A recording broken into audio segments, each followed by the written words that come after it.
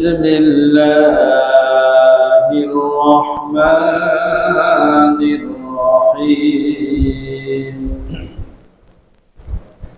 واعبدوا الله ولا تشركوا به شيئا وبالوالدين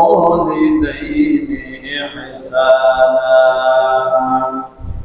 وبذي القربى واليتامى والمساكين والجار ذي القربى والجار ذي الجنب والصاحب بالجنب وابن السبيل وما ملكت أيمانكم إن الله لا يحب من كان مختالا فخورا. وقال النبي صلى الله عليه وسلم إن يسير الرياء شرك لا إله إلا الله لا إله إلا الله لا إله إلا الله لا إله إلا الله لا إله إلا الله محمد رسول الله صلى الله عليه وسلم. আলহামদুলিল্লাহ মহান রব্বুল আলামিনের দরবারে লাখো কোটি শুকর যে আল্লাহ রব্বুল আলামিন আজ পবিত্র জুমার দিন আল্লাহ রব্বুল আলামিনের মহান হুকুম জুমার নামাজ আদায় করার জন্য আল্লাহ পাকের ঘর মসজিদে আসার বসার তৌফিক দান করেছেন। সেই মহান স্রষ্টার দরবারে শুকরিয়া দান সকলে বলি আলহামদুলিল্লাহ। লাখো কোটি দুরূদ ও সালাম বর্ষিত হোক আমার আপনার প্রিয় নবী মুহাম্মদ রাসূলুল্লাহ সাল্লাল্লাহু আলাইহি ওয়াসাল্লাম।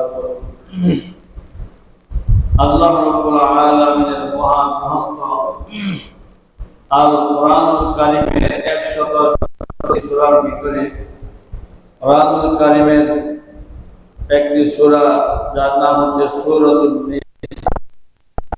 সূরাতুন নিসা 36 নম্বর আয়াতে কারিমা আপনাদের সামনে তেলাওয়াত করেছি। এই আয়াতে কিছু দিক নির্দেশনা আল্লাহ তাআলা দিয়েছেন। প্রায় 9 থেকে 10টি কথা আল্লাহ তাআলা বলেছেন। একটি কথা এত আমি এই কথাগুলো যদি মানুষ আমল করতে পারে তাহলে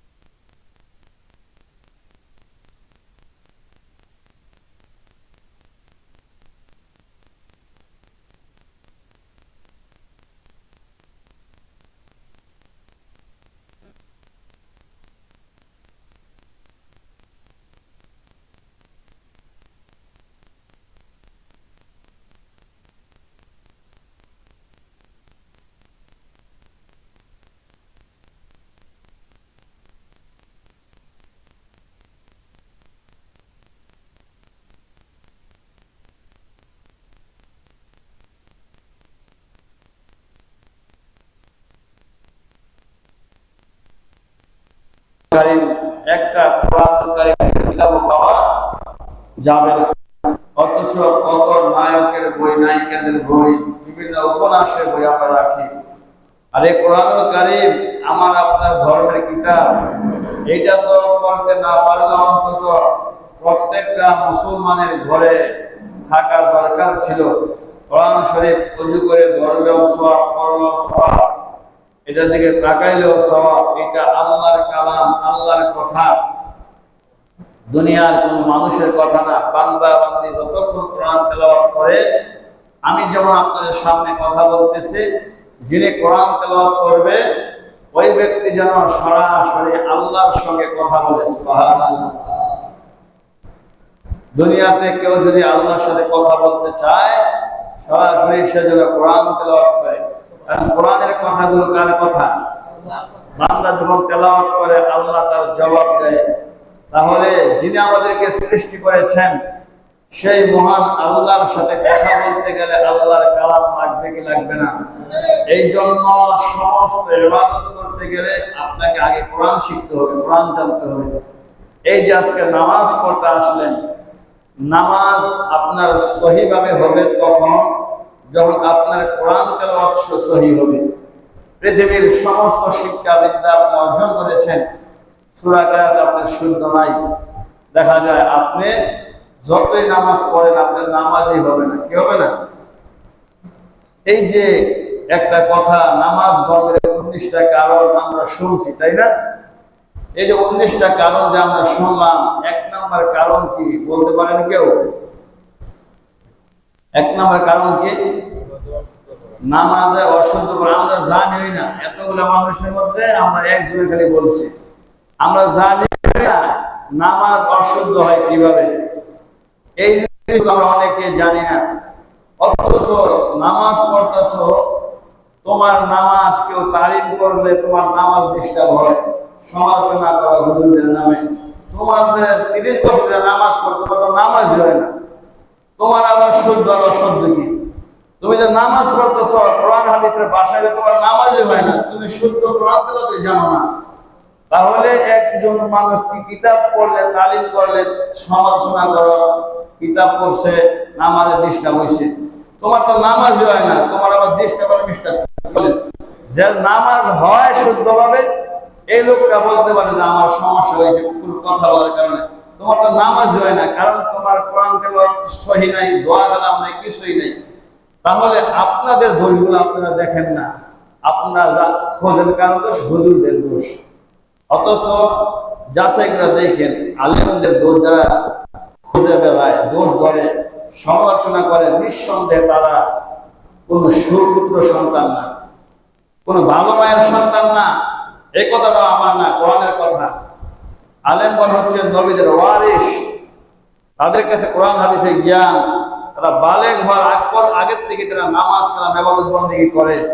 আপনি কিছুই জানেন না, কেমনে নামাজ পড়বো এইটাও আপনি জানেন না, তাহলে কোন সাহসে সমালোচনা করেন? এত সহজ বেহেশতে যাওয়া? হায় হায় রে, মনে করছে একটা কথা বলতে পারলে মনে হয়ে গেলাম, হবে না।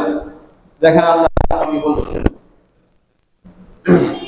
আল্লাহ তাআলা সূরাতুন নিসা 36 নম্বর আয়াতের মধ্যে বলেন, আ'বুদুল্লাহ ওয়া লা তুশরিকু বিহি শাইআ ওয়া বিল ওয়ালিদাইনি ইহসানা ওয়া বিযিল কুরবা ওয়াল ইয়াতামা ওয়াল মাসাকিন ওয়াল জারি যিল কুরবা ওয়াল জারি যিল জুনুবি ওয়াস সাহিবি বিল জামবি ওয়া বনিস সাবিল ওয়া মা মালাকাত আইমানুকুম। আল্লাহ রাব্বুল আলামিন দুনিয়ার সমস্ত মানুষদেরকে লক্ষ্য করে বলেন, এ দুনিয়ার মানুষ ভালো করে শোনো, আ'বুদুল্লাহ, 1 নম্বরে তোমরা আল্লাহর ইবাদত করো। জোরে কোন কার ইবাদত? আল্লাহ পাক বলেন তোমরা আমি আল্লাহর ইবাদত করো, দুনিয়ার কোন মানুষের ইবাদত না, দুনিয়ার কোন মানুষের গোলামি না, চামচামি না, দুনিয়ার কোন নেতা নেত্রীর ইবাদতের জন্য বলে নাই। আল্লাহ পাক বলে আমার ইবাদত করো। অন্য আয়াতের মধ্যে আল্লাহ পাক বলেন, ওয়া মা খালাকাতুল জিন্না ওয়াল ইনসা ইল্লা লিয়াবুদুন। আল্লাহ পাক বলেন আমি জিন এবং মানুষ আমি আল্লাহ তাআলা সৃষ্টি করেছি একটা মাত্র উদ্দেশ্য দ্বারা, আমি আল্লাহর ইবাদত করবে, গোলামি করবে। সুবহানাল্লাহ। তাহলে কি বুঝলাম? আল্লাহ মানুষ বানাইছে আল্লাহর ইবাদত করার জন্য, আল্লাহর গোলামি করার জন্য, আল্লাহর দাসত্ব করার জন্য। এই জন্য আমাকে আপনাকে বানাইছে, আর কোনো কারণ নাই, শুধুমাত্র আল্লাহর ইবাদতের জন্য আমাকে আপনাকে আল্লাহ বানাইছেন। আর এই আয়াতে বলছে যে তোমরা আমি আল্লাহ তাআলা ইবাদত করো। এখন আসেন, ইবাদত কি? ইবাদত করলে কি লাভ? এখানে আপনি 10টা বিষয় আল্লাহ তাআলা আলোচনা করেছেন। তার মধ্যে প্রথম নাম্বারটা হচ্ছে ইবাদত করা আল্লাহর। ভিতরে বলেন কার? আমাদের জানতে হবে ইবাদত কি, করলে কি লাভ, না করলে কি ক্ষতি। ইবাদত করলে কি লাভ? আল্লাহ পাক বলেন সূরাতুল ফাজিরের ভিতরে, ফাদখুলি ফি ইবাদি ওয়াদখুলি জান্নাতি। বান্দারে ইবাদত করবা তো সোজা জান্নাতে চলে যাইবা। সুবহানাল্লাহ। ইবাদত করার পুরস্কার কি? আপনি আল্লাহর জান্নাতে যাবেন। আর যদি ইবাদত না করেন তাহলে কি? আপনি আল্লাহর তৈরি জাহান্নামে যাবেন। নাউজুবিল্লাহ বলেন। আল্লাহ তাআলা প্রথম বলছেন আমরা ইবাদত করো। এখন প্রশ্ন করতে পারেন, হুজুর ইবাদত করলে লাভ কি? নবীরে প্রশ্ন করছিল সাহাবীরা। আল্লাহকে নবী জানায় দেন যে ফাদখুলি ফি ইবাদি, যারা ইবাদত করবে ওয়াদখুলি জান্নাতি, তারা সোজা জান্নাতে যাবে। সুবহানাল্লাহ বলেন। ইবাদত করবে না যারা, তাদের জন্য আরেকটা জায়গা বানাইছে জাহান্নাম, তারা জাহান্নামে যাবে। এখন ইবাদত কারে কয়? ইবাদত হচ্ছে আল্লাহ রাব্বুল আলামিনের সকল হুকুম আহকামগুলো মেনে চলা। আল্লাহ পাক যা আমল করতে বলছেন তা আমল করা, আল্লাহ পাক যা নিষেধ করতে বলছেন তা নিষেধ করা। এখন যে আপনি আমল করবেন, আপনার মন মতো আমল করলে কাজ হবে না, আপনার মন মতো আমল করলে হবে না। আল্লাহর নবীর সুন্নাত মোতাবেক আপনাকে আমল করা লাগবে। সুবহানাল্লাহ। আল্লাহর হুকুমগুলো মানতে গেলে কোন সিস্টেমে মানবেন? আল্লাহর নবী যেইভাবে মানতে বলছেন, যেইভাবে ইবাদতগুলো করতে বলছেন, ওই নবীর সুন্নাত মোতাবেক আপনাকে মানতে হবে। মন গড়া মানলে কি হবে না? হবে না। তাহলে অবশ্যই আপনাকে জানতে হবে ইবাদতগুলো আপনাকে কিভাবে করতে হয়। এটা জানতে হলে কোরআন হাদিস পড়তে হবে। নাকি আপনি ঘরে বসে বসে পারবেন? বলেন, পারবেন না। এই জন্যই তো নবীজি বলছেন তালাবুল ইলমি ফারিদাতুন আলা কুল্লি মুসলিম ওয়া মুসলিমা। প্রত্যেকটা নর এবং নারী, পুরুষ এবং মহিলা, প্রত্যেকটা পুরুষ এবং মহিলার জন্য ইলমে দ্বীন শিক্ষা, অর্থাৎ কোরআন হাদিসের জ্ঞান অর্জন করা ফরজ। সুবহানাল্লাহ। তো আপনি তো এক নাম্বার আপনি ফরজ আদায় করেন না, কোরআন হাদিসের জ্ঞানে আপনি ইবাদত করেন কিভাবে? তো আপনি যে কোরআন হাদিসের জ্ঞান অর্জন করেন নাই, আপনি কিছুই জানেন না, তাহলে জান্নাওয়ালাদের ভুল কিভাবে আপনি ধরেন? তার মানে আপনি চরম বেয়াদব ছাড়া কিছুই না। কারণ আপনার মধ্যে যে কোরআন হাদিসের জ্ঞান থাকতো, পরিপূর্ণ ইলম থাকতো, আপনি ভালো মন্দ সব বুঝেন, এই লোকটা তো কোরআন হাদিসের জ্ঞান তার মধ্যে আছে, এই লোকটার কাছে মনে হয় একটা ভুল ধরা খাইছে। আপনি তো ভুল কোনটা শুদ্ধ কোনটা জানেনই না। তার মানে আপনি আলেমদের সমালোচনা করেন, মানে আপনি একটা মানে কোরআনের ভাষায় বলতে গেলে আপনি অবৈধ সন্তান। কারণ আপনি তো নিজেই জানেন না, আপনি তো ইলমে নাই, তাহলে আপনি ইবাদত কিভাবে করেন আর মানুষের ভুল কিভাবে ধরেন? আল্লাহ পাক এই জন্য বলছে ফালাম, ইবাদত করা এক নাম্বার শর্ত, তোমাকে ইলম শিখতে হবে। এই যে নামাজ পড়তে আসলে 19টা নামাজ ভঙ্গের কারণ, প্রথমটা হচ্ছে নামাজ অশুদ্ধ করলে আপনি নামাজই হবে না। তাহলে জামাতে পড়ে না, হুজুরের সাথে পড়লেন, একা একা যে পড়েন, এগুলো কিছু কোনদিন তো চিন্তা করলেন না, জিজ্ঞাসা করলেন না, হাই রে হুজুর যে বলছে নামাজ এগুলো হয় না, তো আমরা কিভাবে পড়লে ঠিক হবে? শিখতে হবে, বুঝতে হবে, জানতে হবে। আপনি শিখার পিছনে আপনার সময়, কিতাব পড়ে সময় নাই, জিকির করে সময় নাই, মাসলা মাসাইল জিজ্ঞাসা করার আপনার সময় নাই, বাইরে গিয়ে সমালোচনা করার কি সময়? আপনি বেয়াদব ছাড়ার কিছুই না। কারণ বেয়াদব ছাড়া আলেমদের সমালোচনা কেউ করে না। আরে আপনার তো হাজার দোষ, আপনি কিভাবে মানুষের দোষ তালাশ করেন? এই জন্য আল্লাহ পাক বলছে এক নাম্বার, তোমরা আল্লাহর ইবাদত করো। ও আবুদুল্লাহ, আল্লাহর ইবাদত করবা, করলে জান্নাত, আর না করলে আপনার জাহান্নাম। এখন ইবাদত করতে হবে কিভাবে? নবীর সুন্নাত মোতাবেক। আল্লাহর হুকুম থাকতে হবে, এটা করো, আর করতে গেলে নবীর সুন্নাত মোতাবেক করতে হবে। আমার আপনার মন মতো করলে হবে না। মনে করেন যে আল্লাহ পাক বলছে গরুর গোশত তুমি এটা খাও, এখন যদি আপনি খাইতে যান, নবীর সুন্নাত মোতাবেক এটাকে করা লাগবে।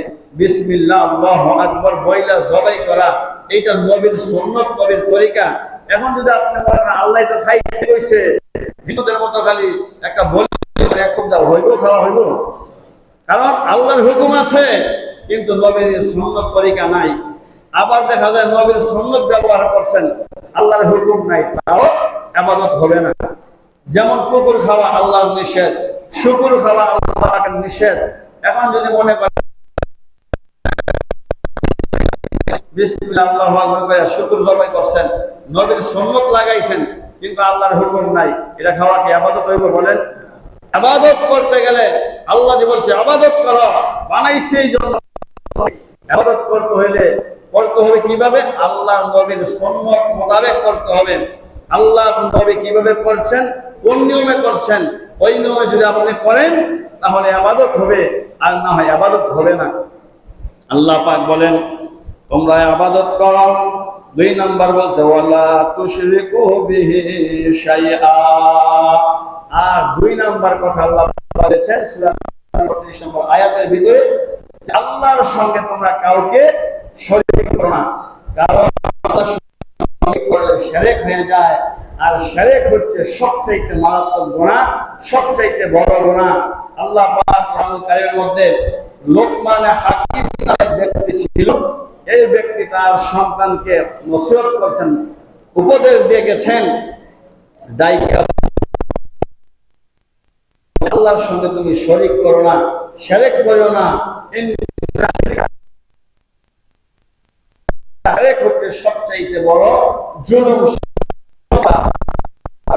এই যে লোকমান হাকিম তার সন্তানকে এমন একটা কথা বলছে, এই কথাটা আল্লাহ এত পছন্দ হয়েছে, লোকমান হাকিম তার সন্তানকে নসিহত করছে, বাবা যা কিছু করো অন্তত আল্লাহর সাথে কাউকে শরীক করিও না, এটা সবচাইতে জঘন্য, সবচাইতে বড় পাপ। আল্লাহর খুশি হইয়া দুনিয়ার মানুষকে জানাইবার লাগে তোমরাও তোমাদের সন্তানদেরকে এরকম ভালো ভালো উপদেশ দাও, ভালো ভালো আদেশ করো, নসিহত করো। আল্লাহ এই কথাটা কোরআনের আয়াত লোকমানের নামে একটা সূরা বানায়া কোরআন নাযিল করে দিয়েছে। কোন সুবহানাল্লাহ। নূহ আলাইহিস সালাম ইন্তেকালের আগে তার সন্তানদেরকে অনেককে নসিহত করছেন, তার মধ্যে একটা নসিহত হচ্ছে যে বাবা আল্লাহর সঙ্গে কাউকে শরীক করিও না, তোমাকে আগুনেও যদি ফেলেন তারপর আল্লাহর সঙ্গে কাউকে শরীক করিও না। এখন ফুকাহায়ে কেরাম লেখছেন যে শিরক 2 প্রকার, শিরক আসগর, শিরক আকবর। আকবর মানে বড় বড় শিরক, আর আসগর মানে ছোট ছোট শিরক। আমরা অনেক মানুষ নামাজ পড়ি কিন্তু অনেক ছোট ছোট শিরক করি, আমরা জানিও না এটা শিরক, আমরা বলতেই পারি না এটা শিরক, মনেও করি না কোনো সময়। তাহলে জানতে হবে না? কি বলেন, জানতে হবে। আর জানতে হলেই তো আপনাকে কোরআন হাদিস পড়তে হবে, বা আলেম ওলামাদের কাছে যাইতে হবে, বুঝতে হবে। শিরক আকবর হচ্ছে বড় শিরক, হচ্ছে যে 2 প্রকার আবার বড় শিরক, শিরক ফি সিফাত, শিরক ফি জাত। শিরক ফি সরাসরি আল্লাহর সঙ্গে শরীক করা, নাউজুবিল্লাহ। যেমন কেউ বলবো যে আল্লাহ 2 জন বা তারও বেশি, নাউজুবিল্লাহ। আল্লাহ কি 2 জন?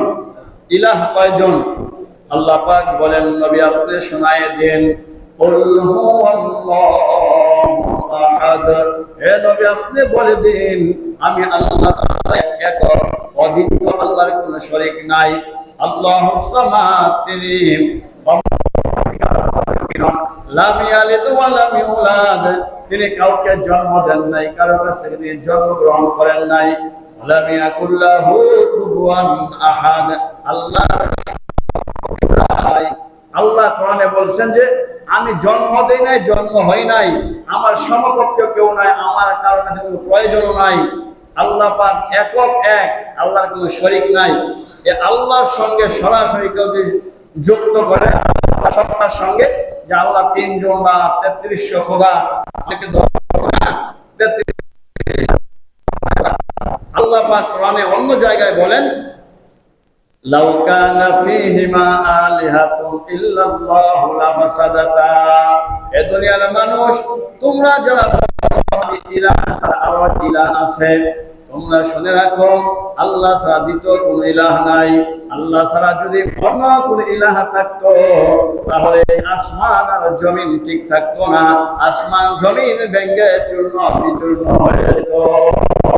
আর বৃষ্টি দেন, আরে খোদাই না, আজকে দেওয়ার দরকার নাই। ঝগড়া হইতো কি হইতো না বলেন? হইতো না ঝগড়া? দেখেন না, মাতবর বেশি হইলে সমস্যা বেশি হয়নি? ঘরের মধ্যে যে সবাই মাতবরি করে, কার কথা কে শুনে? আল্লাহ আমি আল্লাহ ছাড়া যদি আরো কোনো আল্লাহ থাকতো বা কোনো ইলাহ বা কোনো খোদা থাকতো, তাহলে এই দুনিয়া আসমান ঠিক থাকতো না, জমিন ঠিক থাকতো না, মারামারি ঝগড়াঝাটি হতো। এই জন্য স্পষ্ট করে দিচ্ছেন, আমি আল্লাহ এক, আমার সঙ্গে কাউকে শরীক করিও না। 2 নম্বর, শিরক ফি সিফাত, আল্লাহর গুণের সাথে আল্লাহকে শরীক করা। গুণের সাথে মানে আল্লাহর যে সমস্ত ক্ষমতা আছে, আল্লাহর যে সমস্ত পাওয়ার আছে, এই পাওয়ার গুলো অন্য কোন সৃষ্টির সাথে তুলনা করা। যেমন রিজিকের আল্লাহ তাআলা, এখন যদি কেউ কয় বাবা তোর দরবার থেকে কেউ ফিরে না খালি হাতে, আচ্ছা বাবার দরবারে যায় যা যায় তাই কি সে পাবে? বলেন, এই যে বলে যে বাবার দরবার থেকে কেউ ফিরে না খালি হাতে, এই কথাটা বলা মানে আল্লাহর সঙ্গে শিরক করা। কারণ আল্লাহ একমাত্র পারেন যা চায় বান্দাকে তাই দিতে। পৃথিবীর এমন কেউ নাই তার কাছে যাবে সে যা চাবে তাই দিবে। এখন যদি আমি কারো কাছে গিয়ে বলে আমাকে সূর্য ডাইনা দিতে পারবে, এই মুহূর্তে আমাকে একটা সন্তান দাও, তুমি দিতে পারবে? কিন্তু ক্ষমতা কার আছে? আল্লাহ তাআলা আছে না নাই? এই জন্য এগুলো হচ্ছে আল্লাহর গুণের সাথে, আল্লাহর যেমন শক্তি এমন শক্তির সাথে কাউকে মনে করা যে অমুক শক্তি আছে। রিজিকের মালিক আল্লাহ। আল্লাহ পাক কোরআন অন্য আয়াতে বলেন, আফামান ইয়ারযুকুকুম ইন আমসাকা রিজকাহ, বান্দারে আমি যদি তোমার রিজিককে আটকায়া দেই, কেউ কি আছে যে তোমাকে রিজিক দান করবে? আর আমি আল্লাহ যদি কাউকে রিজিক দেই, পৃথিবীর কেউ থামাইতে পারে না। আল্লাহ পাক বলে, ওমা মিন দাব্বাতিন ফিল আরদি ইল্লা আলাল্লাহ, আমি আল্লাহ তো মানুষের সৃষ্টির আগেই তার রিজিকের ব্যবস্থা করছি। কোন সুবহানাল্লাহ। আল্লাহ তো এমন রাজ্জাক, যিনি মানুষ যেখানেই থাকে মাখলুক, এমন মাখলুক আছে আমরা জীবন অন্ধকার গর্তের ভিতরে সমুদ্রের নিচে ওইটাকেও খাবার দেয় 3 বেলা, যিনি তিনি কে? আল্লাহ তাআলা। আমি বিগত 3-4 জুমা পয়গম্বর সুলাইমানের আলোচনা করেছি না? এই পয়গম্বর সুলাইমানের অনেক ক্ষমতার কথা বলেছিলাম।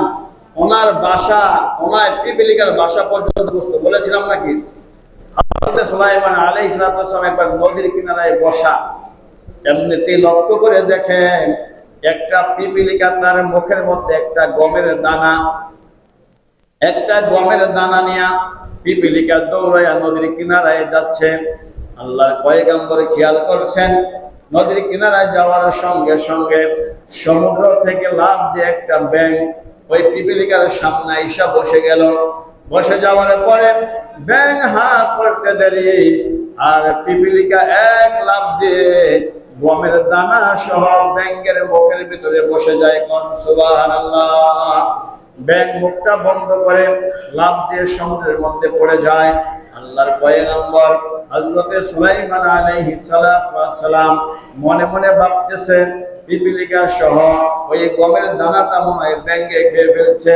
কিছুক্ষণের মধ্যেই ওই ব্যাঙ আবার লাফ দিয়ে সমুদ্রের কিনারে উঠে গেল। উঠে যাওয়ার পর ব্যাঙ হা করতে দেরি, আবার লাফ দিয়া পিপিলিকা ওই ব্যাঙের মুখ থেকে জমিনের মধ্যে নেমে সামনের দিকে রওনা। কোন সুবহানাল্লাহ।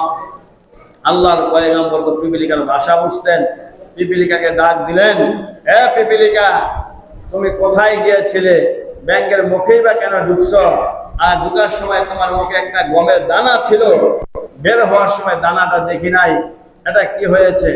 পিপিলিকার আল্লাহ নবীকে বলেন, ও আল্লাহর পয়গম্বর, আল্লাহ তো আপনাকে অনেক ক্ষমতা দিয়েছেন, আমি পিগলিকার সাথে কথা বলার মতো আল্লাহ আপনাকে শক্তি দিয়েছেন। আমি সমুদ্রের কিনারার মধ্যে একটা গমের দানা নিয়ে জন্ম আসলাম।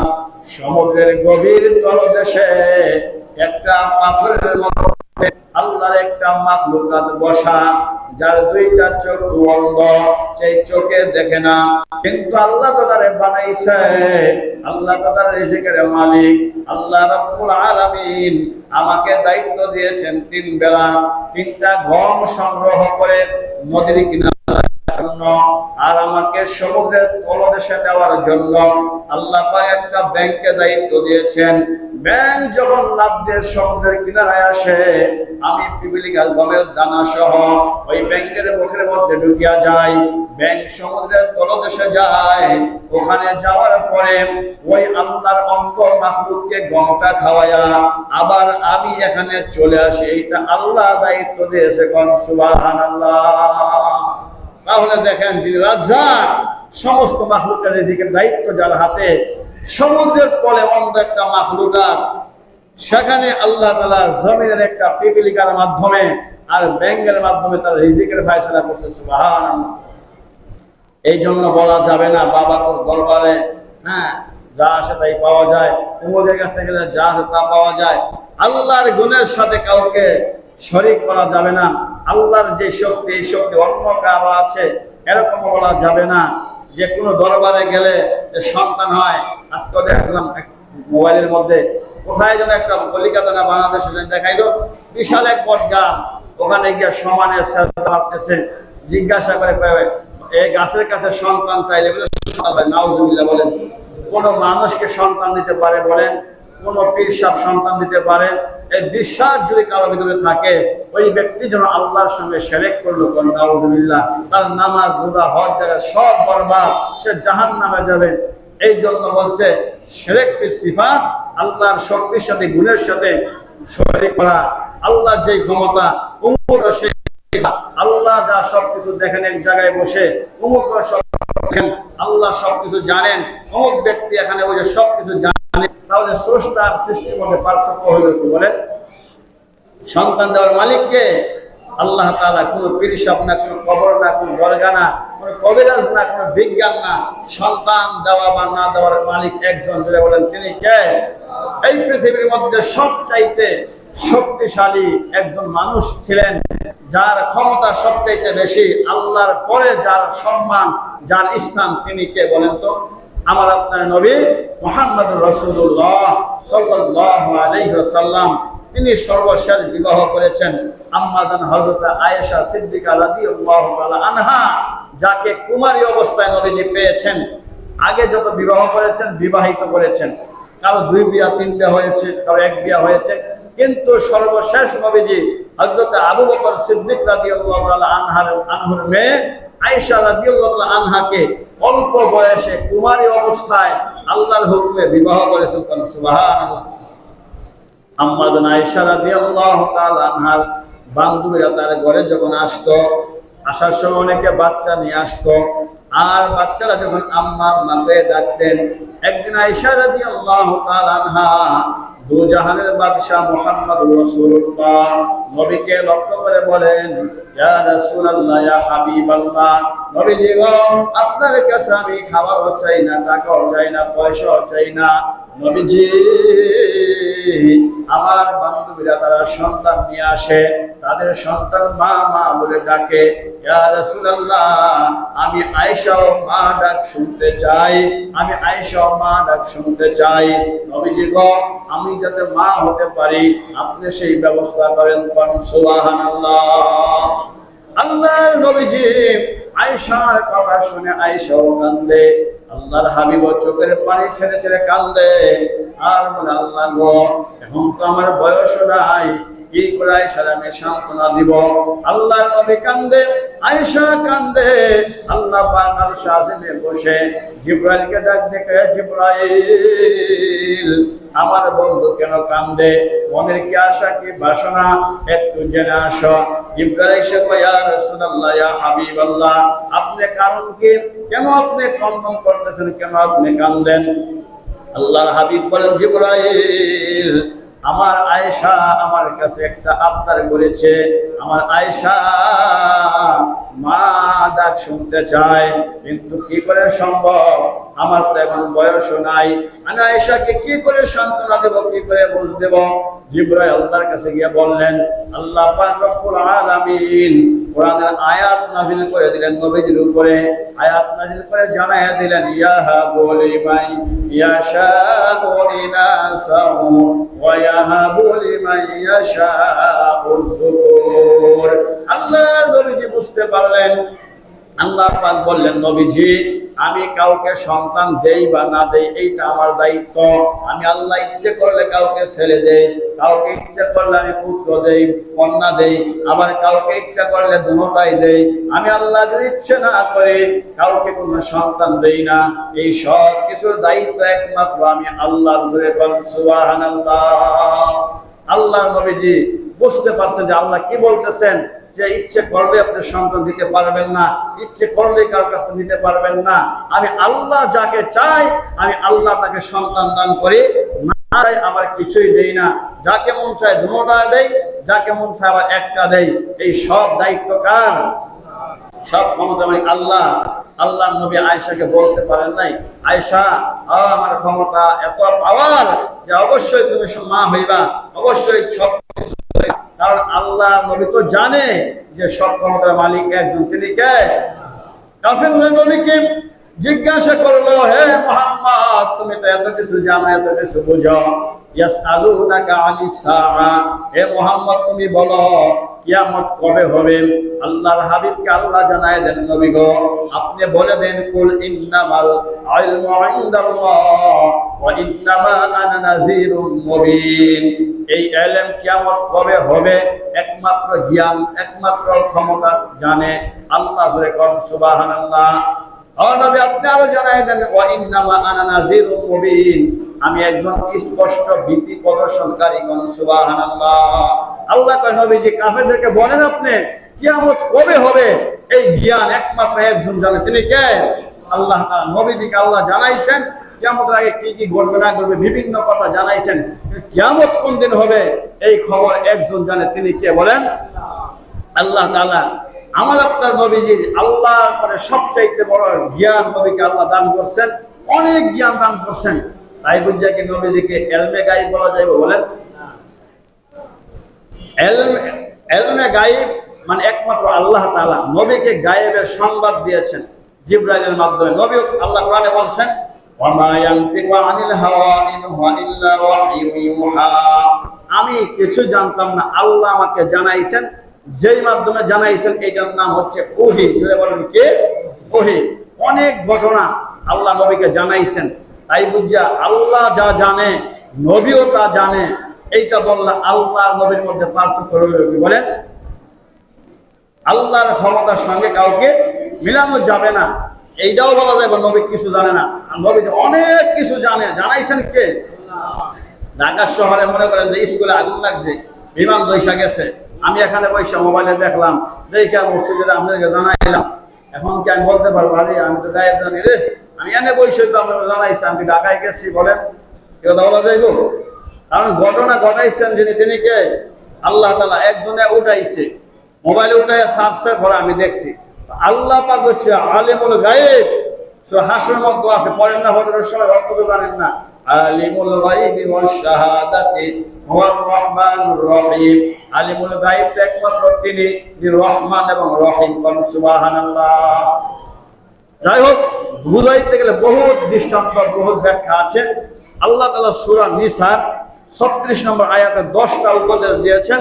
এক নম্বর বলছে, ওয়াবুদুল্লাহ, তোমরা আল্লাহর ইবাদত করো, ওয়ালা তুশরিকু বিহি শাইআ, আর আল্লাহর ইবাদত করতে গেলে আল্লাহর সঙ্গে কাউকে শরীক করা যাবে না। অন্য এক আয়াতে আল্লাহ পাক বলেন, যদি আমার সাথে সাক্ষাৎ করতে চাও, আমার সাথে দেখা করতে চাও, তাহলে তোমরা কি বলবা? ফামান কানা ইয়ারজু লিকা রাব্বিহি ফালইআমাল আমালান সালিহা ওয়ালা ইশরিক বিইবাদাতি রাব্বিহি আহাদা। আল্লাহ আমার সাথে সাক্ষাৎ করতে চাইলে, দেখা করতে চাইলে ইবাদত করো, আমলে সালেহ করো, নেক কাজ করো, ভালো কাজ করো, তবে ওয়ালা ইশরিকু